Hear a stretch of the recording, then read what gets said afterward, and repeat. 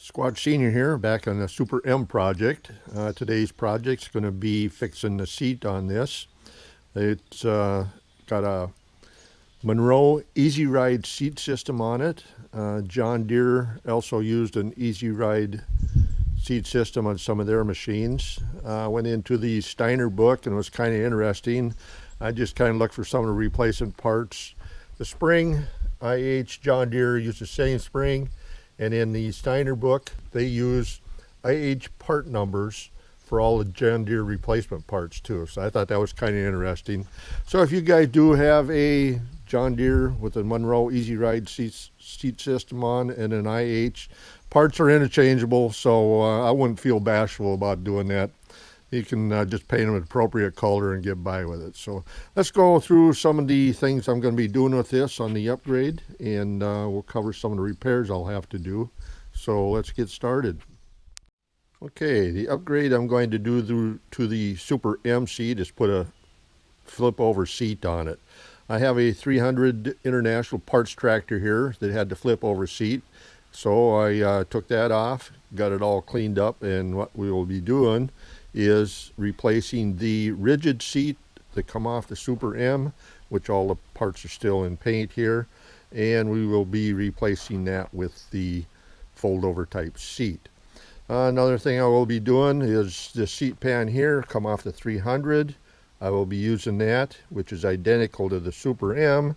Reason for using that is the Super M had been welded in the past. You can see it's cracking out again. They just brazed it instead of using a steel rod. So this one here was much better shape, and that's what we'll be using. Okay, now to do the upgrade, we'll get some parts out of the way here, and we will show you what I'm going to be doing. Okay, got some parts laid out here. As you can see, everything in red is the Super M system. You got your pivot here, goes in there. You got your shaft here to adjust your seat. Got all the holes in there that they fall in. For your spring, shock mount, and the shock mount goes into here. And right here, the seat pan bolted on, so that was pretty much all rigid.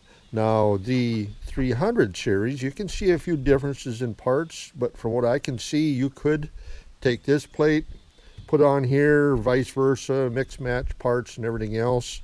The seat mount and shock mount and whole system between the Super M and the 300, they do have the same patent number, date, and everything else on, so they're identical. You could switch them around.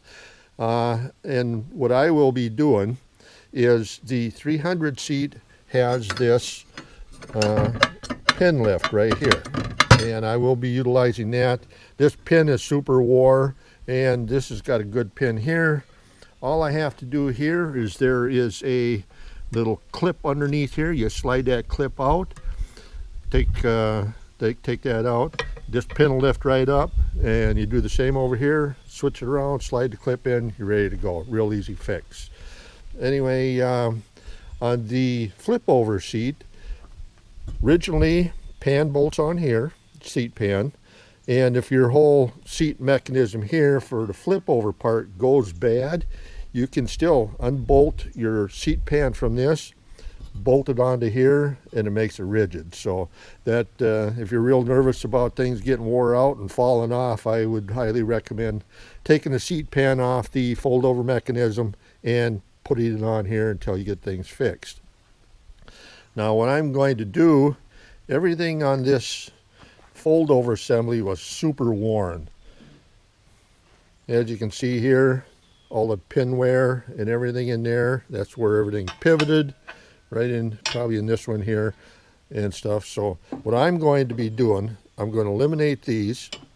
I've got these long carriage bolts. I've already got the holes bored out to 1/2 inch, which basically I'm not sure if they were 1/2 inch to start with, but they were pretty much round and very little dressing up to get that pin in. Now what I will be doing with that pin is I'll be machining the head down here and make more of a button head top on it, and then I'll be getting rid of all these square things for the carriage bolt. I will cut it to length. After I got it cut to length,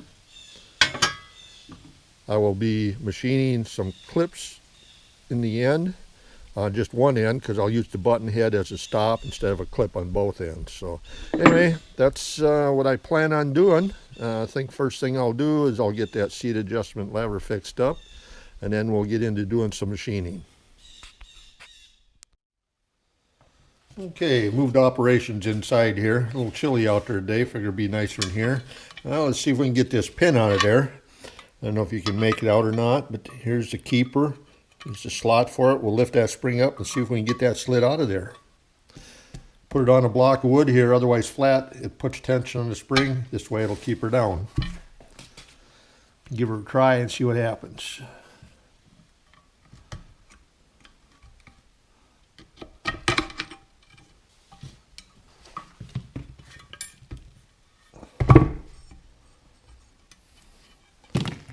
Okay, there's the keeper, pin,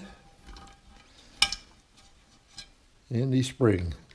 As you can see, this keeper just slides right in, just like that, and the spring cradle's inside. That's all that holds that pin in there. Pretty easy fix. We'll get the other one out. We'll get these parts cleaned up, straightened out, and get it installed in the other piece. Okay, got everything cleaned up, straightened out, and ready to install. Here's the one I'm going to put in. Here's what I took out. You can see she's pretty well wore on the end. This one has some wear, but it's serviceable for this application. And you can see the springs, old. This is the one I'm going to put in. And the keeper, everything cleaned up. Let's see if we can get this in there. First thing we do, we're going to put the spring in.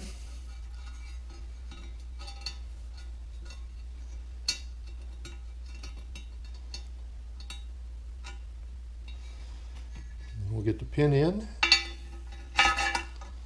and the fun begins. Let's see if we can get that spring raised up enough to slide the clip in. The other one was a little easier because this bracket went this way across.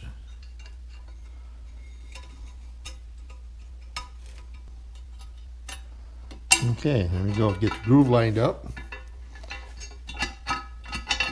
Working good.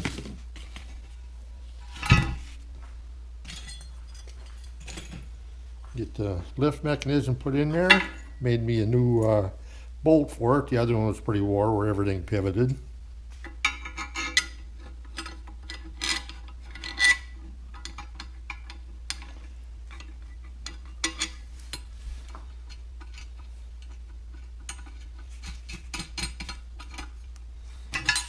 Okay.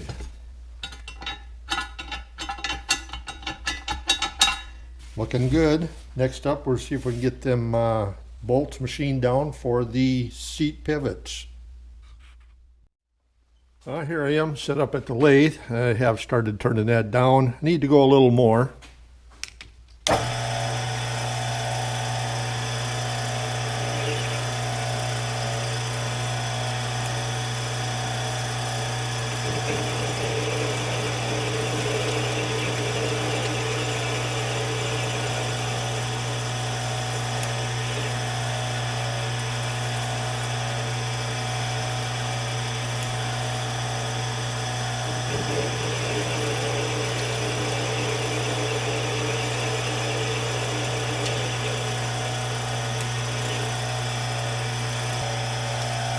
Okay, we'll call that good for now. Next thing I will do, I'm going to start working across and taking the dome out of here and just go straight across with her.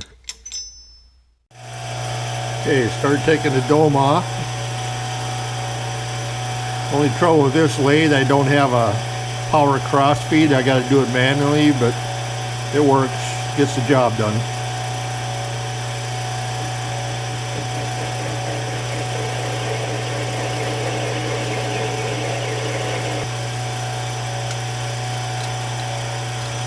Okay, I'm going to call that the final pass on that one. Still not sure what my diameter of this one's going to be yet. That's going to be determined. Got to get this these squares turned off. From here on up, it expands a little bit, so it at least gives me a little bit of. I probably have about that much to take off. Okay, I have started taking it down. I did have to change my cutter bit. And what I do, I'm just bringing it back to the head. I'll plunge the cutter bit in, and then I'll cross feed it back towards the chuck.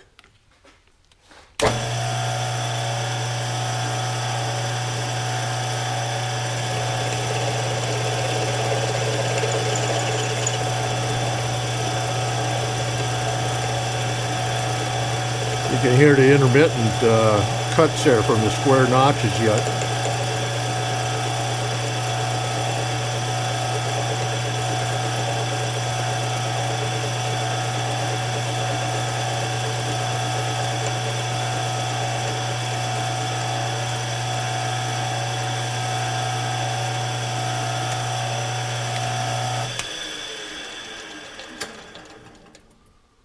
Okay, I'm going to take the mic. We'll do a diameter check from here to here and see how close we are. I'm looking for a 1/2 inch right on the money. If I can get it a little bit less is no big deal. This definitely is not a precision job.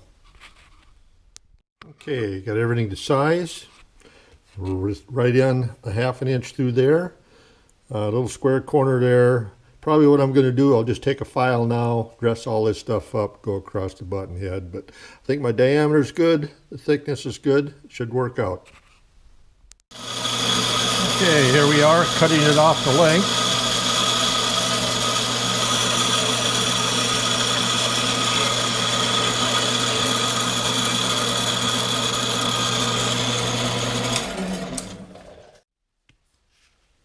Okay, here got the pin milled down. It's all looking good. Got to cut the length. Now we'll check and see if it fits.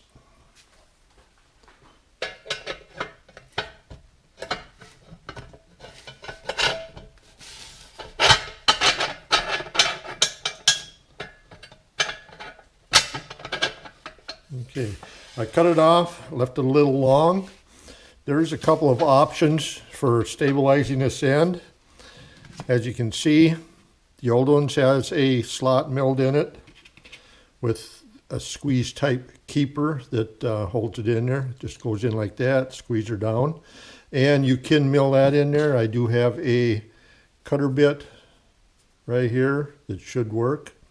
I'm not a real fan of that, but I have a lot of trouble sometimes with breaking the tips off of these. Another option for you guys, just put a washer in there, drill a hole, put a cotter pin. That's kind of my quick option to do if I want to. I'm not sure if it'll pass muster with Squatch or not, but we'll cross that hurdle when we get there. Okay, as you can see, I'm starting to cut the groove. Put a manual feed in here. So far it seems to be going pretty good.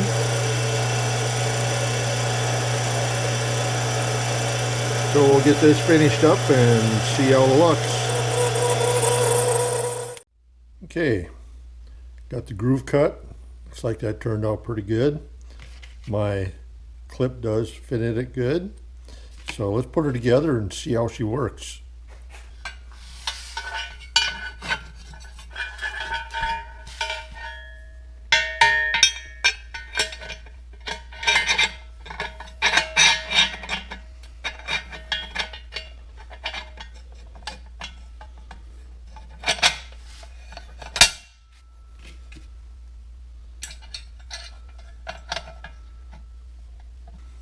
Okay, things are looking good. I'm not going to squeeze that together yet, but we'll lift that up, and there is hardly any flop in that thing at all. So I think that's going to work awful good. All we have to do now is make another one just like that. Okay, pin's all made and everything turned out good. Let's put this thing together and see how she works. See if we tightened up anything here.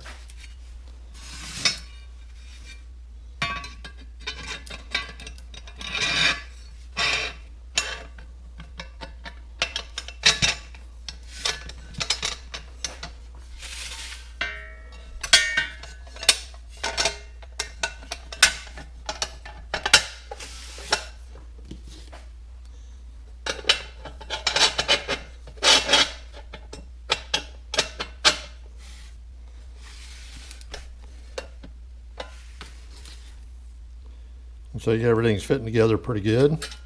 We'll just kind of set them in there for now. I'm not going to squeeze them down. This thing's still got to come all apart for painting. So, okay, that's basically the assembly after the pins are tightened up. And you can see I got some back and forth. Still have some spacers to put in there yet, but as far as the pins go, considerably tightened her up. And then when this folds together, this here should fall into this notch real good. And that keeps your seat from sliding back and forth. So, okay, pins turned out good. Now I'm going to just put everything together, probably put the battery on the battery box, put the seat assembly all together, make sure everything is good to go, and then from there it'll be tore down for paint again. Okay, here we are, fully assembled on the tractor. Everything is fitting real good. Got the battery box mounted, seat mounted on the battery box, everything put together. I have nothing tightened up here yet. Everything is loose. I'm just making sure we got a good fit on stuff. Pins turned out really good. Really satisfied with that. There is a little bit of looseness in it, but nothing like there was. Guy doesn't have to get real fancy with these pins either. I mean, if you have a seat you want to fix up, you don't need a button head. You don't need a milled slot. All you do, make these 1/2 inch, find yourself a 1/2 inch rod, drill holes through, washer, cotter pin on both ends, you'll be good to go. So let's fold this down and have a look and see what it looks like when it's folded down. Okay, here we have the lid open on the battery box, seat mount, seat all folded down. And you got it folded out and everything is actually looking pretty good. Now if you guys do have an assembly here that's really loosen these pins, you can unbolt the seat from the mechanism here and bolt it right to this piece here. Same thing, the only thing is you don't have a fold over seat. So that is possible. You can take the seat off here, put it on there, get by till you get this fixed up or just eliminate it altogether. So anyway, I feel this project turned out pretty good and now we'll get this apart. Make sure I get all the hardware necessary and get her ready for paint.